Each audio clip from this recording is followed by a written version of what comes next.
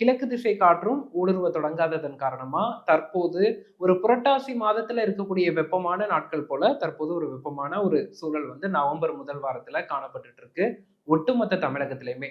இந்த வெப்பம் அடுத்து எத்தனை நாட்கள் நீடிக்கும் அப்படின்னு பார்த்தோம்னா நவம்பர் 10ஆம் தேதி வரைக்கும் தமிழகத்துல பகல் நேரத்துல தெளிவான வானத்துடன் வெப்பமான சூழல் நிலவும். பகல் நேர வெப்பநிலை இயல்பில் இருந்து 3 முதல் 4 டிகிரி செல்சியஸ் அளவிற்கும் ஓரிரு இடங்கள்ல 5 டிகிரி செல்சியஸ் அளவிற்கும் அதிகரித்து காணப்படுவதற்கான வாய்ப்புகள் இருக்கு.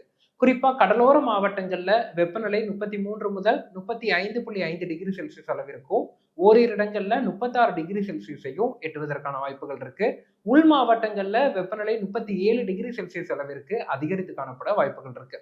இந்த வெப்பத்தில் இருந்து படிப்படியாக ஒரு தாக்கம் குறையும் அப்படின்னு பார்த்தோம்னா நவம்பர் 11ஆம் தேதி முதல் எதிர்பார்க்கலாம். அதற்கு முன்னதா கடந்த 3 நாட்களா தமிழகத்தில் எங்கும் மழை பதிவாகல. இந்த சூழல்ல இன்று முதல்